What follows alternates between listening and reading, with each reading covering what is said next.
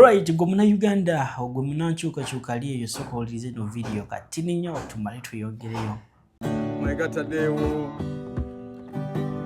nga tuli wano okubaweereza tutuna bakulembera mu bisaayo olwaleero mu sabisi olwaleero sawa ya tendo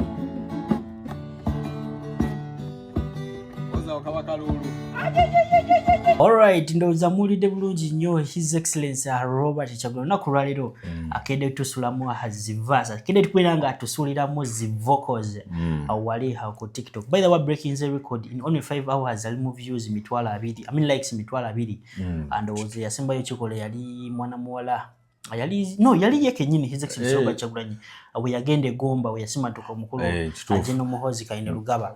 teno olunaku lwaleero azemu nakola ki na breaking that record. Olunaku lwaleero ndabyeko ba propagandists ba NRM bawagiza bamu abadde befula mbu bawagiza ba NUP nga bamutabukira bamugamba ati kitwago byaddala ya mulema adeyo yakola ki ayimbe ndoza tugenda tandikirawo nga we tugenda maaso n'omukyala ya video president Yoweri Kaguta Museveni ono nga chairperson wa human rights wano mu Uganda ndoza tandikirawo. Omukulu His Excellency Robert Kyagulanyi obubadde budde bwa kumaca ndowooza ng'abasinga batandika olunaku nga basooka kusaba ye avuddeyo ku mukutu gwe ogwa TikTok ng'alina omukulu Zex 10 birangirangi basoose n'okuba nnyimba za kuyimba era basoose kusaba kye tutegeddeko nti basabiddeko n'eggwanga Uganda esooke efune emirembe n'abali ba political prisoners bonabona bambi musajja wattu akusobodde okuba nga aboogera oyogedde ku political prisoners. Don't you think His Excellency Robert Kyagulanyi doing this, posting that for him is happy, is singing for the people of Uganda, na posting anafana budde posting ku TikTok political prisoners nti banyivu balonza nti baba irabira tebayinza kubanga abanyivu olw'ensonga nti ye ng'omuntu asigala akola kyateekeddwa okubanga video mujituweleka like esobola kubeera nga etambula ku speed ya waggulu nnyo tanaba kubeera nga subscribing ate ng'oyagala His Excellency Robert Kyagulanyi badala mbasimanyi kumanya kiki kyolinda okubeera nga subscribing kale tweyongereyo okubanga avuddeyo n'atendereza publicly oba n'asaba nga ayita mu nnyimba z'omukama waffe Yesu Kristo. Does it portray kiri kye bagamba nti no even through singing communicating obeera osaba n'okuyimba buyimba ennyimba za Katonda obeera olinga ali mu kukola ki osinza Katonda basically kati ba propagandists sabo okuvaayo nga bagamba nti oba nga bakritisayizinga omukulu His Excellency Robert Kyagulanyi nti okuvaayo ng'ayimba nti alaga nti musanyufu oba yejjaali ali mirembe obutuufu n'oba ng'olina ebbanja tosobola kugana kulya kituufu ekyo kati era omukulu yavuddeyo nkimanyi nabakubanjira okukira makyanokolaki omulabi atulaba omukulu bakubanja biki ekyo kya bulijjo naye ba propagandists bo era tebayinza kutabakola ki mutakirabamu buzibu oba bagala kubanga every time bapininga His Excellency Robert Kyagulanyi bagezeeko okubanga bamusiga ekifaananyi batugamba at the beginning of this month CDF kenyini ku XA yagamba His Excellency Robert Kyagulanyi takyalina maanyi wano mu ggwanga Uganda. His Excellency Robert Kyagulanyi okumenyawo record wali ku TikTok. What does that show? Ekyo kiri so evident enough tukulagira ddala nti he still has a big following oba nti abantu babirawo nga actually balinda bulinzi lwaba akoze eki lwaba ateeseeyo era oluba okuteeka ne bwateekayo laba kimanyi nti newe babigambo just ya sentence 2 ya His Excellency Robert Kyagulanyi bitambula ne wagamba nti tugambe agamba nti kati ndi wano kati era kikulagidde ddala nti newe yateeseeyo ka video yako ng'ali mu kuyimba bamaze bakuba mu freestyle ne 10 birangirangi kati abaana b'enkyukakyuka abo abadde befula b'enkyukakyuka abavuddeyo ne bamukriticizinga. What are the few words that you can tell them? ekyo kyo nja kukigamba buli omu wano ku mukutu gwaffe nti 10 terikyawa omu oba nti buli kyonayagaliza mulabewo ojja kubanga okifuna oyinza omukyawa nasigala nga ki afuna nga Katonda amugabire ate ekyo twakirabako nti His Excellency Robert Kyagulanyi has a divine touch. Kituufu ekyo kyentegeeza bwe divine touch nti alinga Katonda yamuwandako eddusu newakola ki kiba kikola ki kiba kitambulira ddala kitulunga newayimba akayimba gwe noolaba nga tekakunyumidde wabaawo King Saha bayira kati olumubeerawo ne neebuuza nengamba King Saha abantu tebiyimba King Sir lwafulumya nga kati njagala kumanya is it the divine age oli mukogera ku His Excellency Robert Kyagulanyi tugamba wava ku His Excellency Robert Kyagulanyi ebyayimba bibategenda kunyuma kituufu kyama kasajja kayimba kasajja kaddala kamanyi kalina lyrics ziri so much wa kyekubuuza kibuuzo kyange tokizeemu oli kyekweka King Sir sawa zino neyefuula n'addayo kusaidia yero Abannayuganda banaddamu okwagala nnyimba ze Abannayuganda of course tebajja zaagala batono nnyo abajja okukola ki abajja okuba nga bazaagala naye era kisinziira n'oluyimba oluyimba lw'omukwano sikakasa nti lukuba side emu lukuba side zombi oluyimba lw'omukwano teruliko bakalifaganaga nga bayimba kuva we bakyuka kati sawa zino wakyuse n'adda ku side y'abantu ennyimba ze zitandise okuva zitandise okunyuma ebyaddala kyongedde okulaga nti no I think Robert Kyagulanyi alina amasannyalaze ye ng'omuntu tena soso gayina it is the love of the people exactly tena teri agala muntu atali mulungi kati nabo omuntu wakubuuza according to what we have seen today His Excellency Robert Kyagulanyi breaking that record on TikTok mu 5 hours nobera ng'oli mu likes 200 what ekifaananyi kikyesiiga eri General Muhoozi Kainerugaba like amaanyi ago General Muhoozi Kainerugaba I want to compare them General Muhoozi Kainerugaba sawa zino ku internet kubanga bali bagamba yawamba internet naku zino ne president Bobi Wine wa Robert Kyagulanyi center mu mitembo oboba weyinga sawa zino ku internet oli just 5 hours ali 200 General Muhoozi Kainerugaba can pull that number no not really tukulagira ddala nti His Excellency Robert Kyagulanyi ayina abawagizi be abali so genuine nti bamwagalira ddala ku mutima nti ne wateekayo kiba kibaganakola kigenda kuba kibanyumira era General Muhoozi nawulira kalwe yagamba awo busimanya ba followers ba General Muhoozi ebisinga muganda wange tugenda yeyo video mugituweleka like bana bagwera gituwela like so kwera etambula ina kuba ku playingira video ya His Excellency Robert Kyagulanyi malenkulete enyuma nebyaddala omukolo baba propagandist ba NRM nga bageza kubeera nga bakakanya His Excellency Robert Kyagulanyi nabo osobola kubeera nga obabulira mu comment section kiche balina okola either banyo obutwa oba batandika kubeera nga bagoberera His Excellency Robert Kyagulanyi kubanga tosobola mwewala no mu blocking chali wajamu post atino kana ka video kano enyimba ze yalimbye bambi ziri so emotional tukwagira ddala nti zivira ddala ku mutima no yabadde asuna gitola bira ddala nti neka kasajja ngakakwasaganya bingi ne gita jajukiro jikuba njagala omulabi afabira bire atambe kabanvu naye akawere ddala obudde soko ulirize omukulu His Excellency Robert Kyagulanyi eddobozi byo akyayina n'okuyimba amanyi n'okusuna busunye gita soko labere Moyo wa Mukama n'amalaka wabeerawo enjawulo wakati mu ffe. Moyo wa Mukama n'amalaka wabeerawo enjawulo wakati mu ffe. Moyo wa Mukama n'amalaka wabeerawo enjawulo wakati mu ffe. Moyo wa Mukama n'amalaka wabeerawo enjawulo. Oh, moyo wa Mukama n'amalaka wabeerawo enjawulo wakati mu ffe.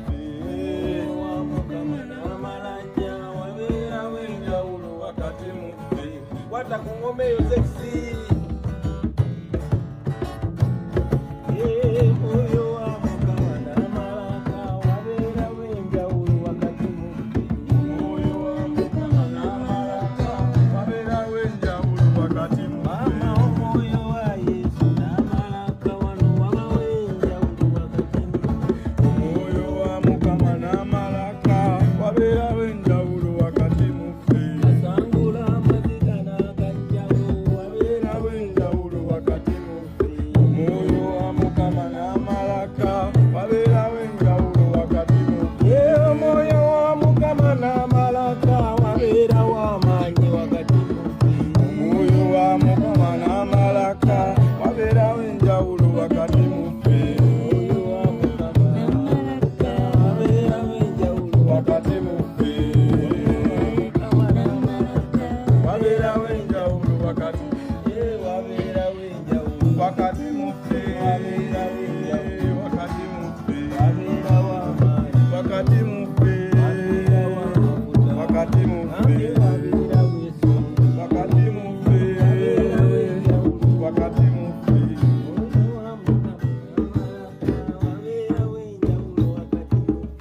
moyo wa Mukama n'amalaka wabeera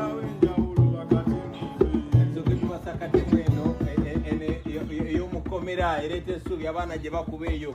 mu lasiki eyo nga bamaze okuggalawo kiboodi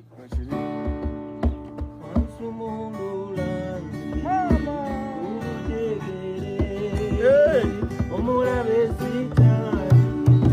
weyayasibye mu bizibu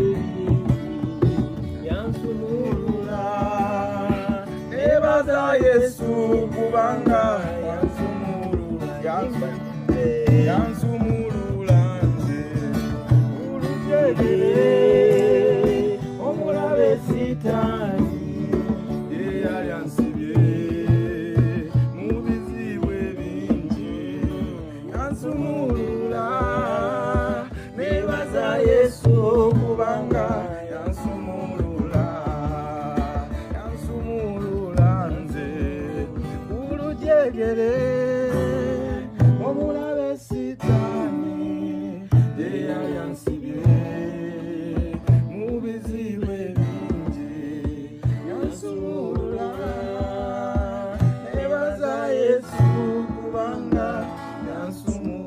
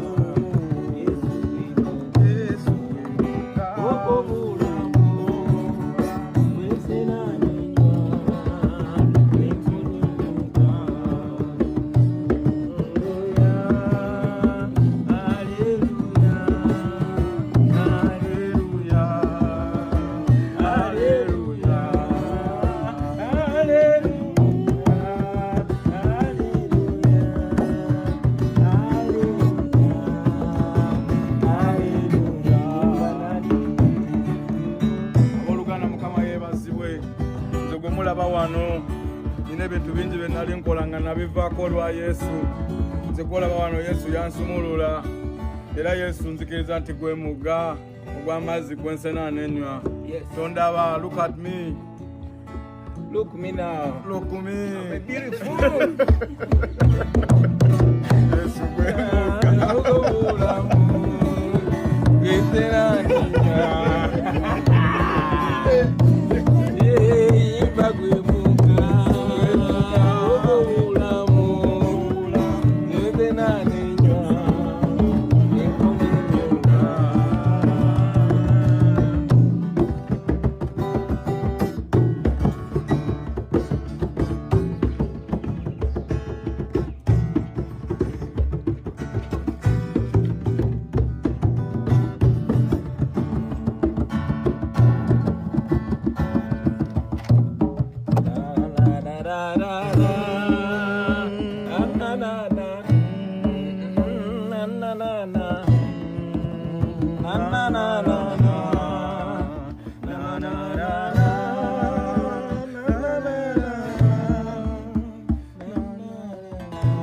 Alright, nga tubitadde ku mabbali handowooza mulidde bulungi nnyo His Excellency Robert Kyagulanyi nga kuba freestyle. Handowooza tugende ku bapropagandist ba NRM ababadde bawugirira His Excellency Robert Kyagulanyi nga bagamba nti no hanedda teyandivuddeyo n'ayimba biki abawemu bawaawo ebigambo kamu bubiri ndowooza tumaye tweyongereyo omukolo Miriam Fawzat. Ekituufu kyo kiri nti buli His Excellency Robert Kyagulanyi kyakola newe kiba kirungi oba kibi basajja ba NRM ba propagandist bakirabira ddala ng'ekibi era basasulwa of course banoonya point we balagira we basigira Bobi Wine ekifaananyi ekibi eri abantu kati waliwo ne gwe nalabyeko nga postinga mbu family ya Bobi Wine yonna eri bweru kyo basooka ne bakikubira emmeeza kati ate we babadde bweru babaddeko ku kisaawe ky'e San Diego nga bagenzeko nga walaba ka family outing naye baba ekyabadde ku internet nga babagiriga ate ekyabadde ku internet kati omukulu kyogamba atalina kweyagala atalina kugenda mu bisaawe by'ennyonyi atalina kutambulira by the way wali kisinza okubeera nga kinsanyusa bino ebintu omukulu His Excellency Robert Kyagulanyi by the way yokuposting ebintu bantu balowooza nti no abadde yeeraga but he's trying to show them that kyayagaliza Uganda ayagala nga omuntu wabeera Kabale nga ayagala genda Gulu nga ne airport wali Kabale weri airport endala side ze Gulu weri ng'omuntu asobola okweyisa nnyonyi ebyo bisibirawo mu nsi kati mu America tebakyatambuza ebigere tebakyatambuza motoka nokupostinga obupostinze eyo video kirina engeri gye kigumyamu Abannayuganda bamanya nti mukulu His Excellency Robert Kyagulanyi gyali mulamu mulungi talina buzibu he's very fine health wise n'ebirala byonna kati bapropagandist bo bapokopoko akokapya video yino soko gyerabireko ng'omukulu ageza kubeera nga ateeka His Excellency Robert Kyagulanyi wansi naye nga ye information gyayisizaawo nkulu nnyo zisokolerize. Lwaki abantu balowooza Bobi Wine yabamalayo? Kubanga Bobi Wine yapostinze video eno ngenze mu comment section ng'abantu bagamba Bobi Wine watumalayo nga bamuvuma ebya serious nga bamugamba wuyo oli mu Amerika yego obulamu butambula nga bwabubala feno watuleka mu miswiba bafutu soja abaleka mu miswiba abali bakuyirangawo omubiri n'ababaka abaleka mu miswiba abali bakuyirawo omubiri. Kakati Bobi Wine alina omuntu omu gwali pulayinze n'amugamba gwe obadde olowooza oyagala nkole ntya buli lunaku mbeera mu maziga nange bwe nfunayo time ey'okusanyukamu nja kusanyukamu ate nga si musango. Mwe kennyini mmwe abamu abaali bagamba wano Bobi Wine yaddukira ki kyekyamuddusa n'agende buli w'eggwanga kyokka Bobi Wine akulaze nti ye yadduka naye olabidde ku bakulembeze abaasigalawo tewakyali asobola kwogera eri ggwanga kubanga omukulembeze gwe tulina mukambwe ali gumite tayagala malala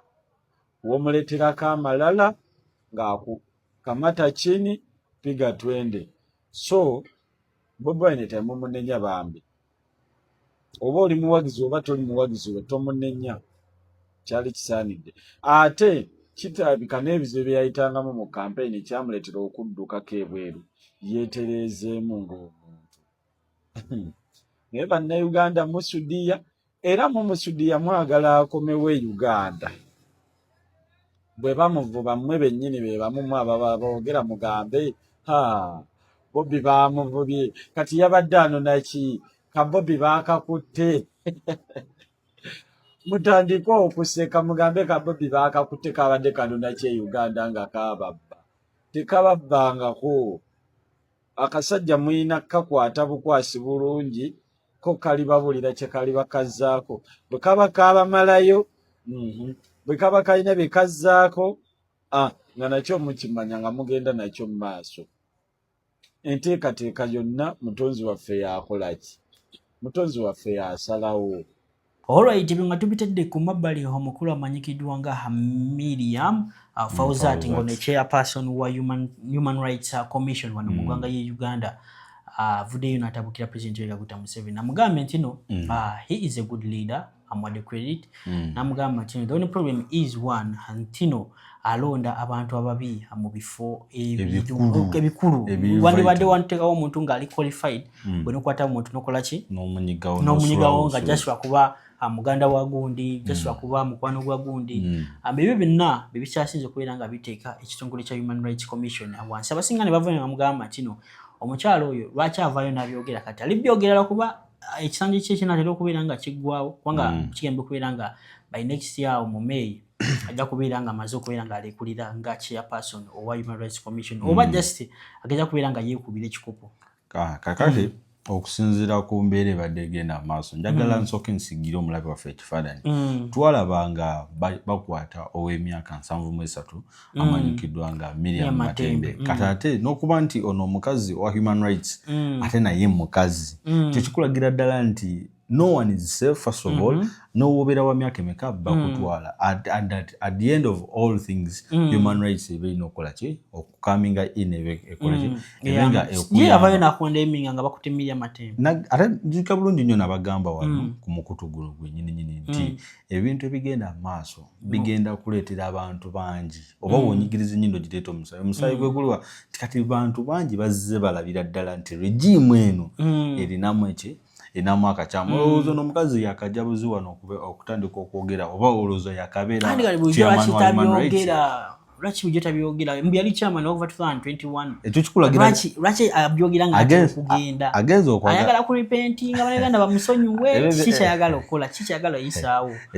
do you think that Ugandans should embrace her that she's now doing the right thing ekyo kyetamanyi naye kyenyagala okulekera omulabe waffe awo mu comment section sooka otubuulire gwe kiki kyolowooza kuba omukazi olowooza nti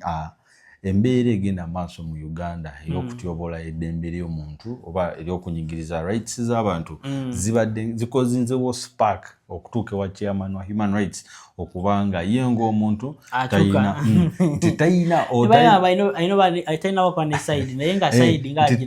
overall say ku mbeera eriwo nti asobola okuba nti ayogera n'agamba nti this is not right tukikommente omuntu talina kukwatibwa bwati tumuleke naye basically nze ng'omuntu I've not seen human rights being okubanga baziketaringirafu okubanga fena tubirabe this is so well evident enough mama babi Kyagulanyi bamulumba ate yavayo nabikonde era teriika so era waba yabadde chairman yabadde chairman kwa emyaka 15 chairman yetagira ddala mboko oba sikyo tebamuzza mu ntebe okay oba yekwata ebisubi kati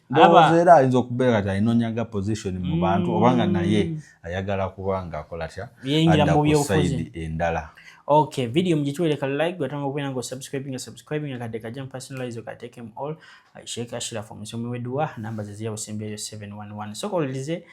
Miriam Fauzat ngayogera ku nsonga zino ye yatabukidde ddala president Yoweri Kaguta Museveni mutubulire ageza ko kubeera nga agula sympathy mu bantu kubanga anytime from now anachira okwetalinga obiba ddala omuzimu gwa His Excellency Robert Kyagulanyi bwe tuyite Emandwa Bwanika agwe gwamulinye ne gumogeza amazima soko labe. So, accusation zezo za bulimba. Naye nina okwemulugunya ku president wange omulungi nti aza atulaga nti ekitongole kino takisaamu kitiibwa. Lwaki ndowooza bwentyo? Bwe ndaba bamemba bazaalonda ku kakiiko kano kino ekifo yakifuulanga ew'okukanyuga abantu abalonzi be bakoowa kangamba oli munnabyabufuzi weesimbyewo oba kampe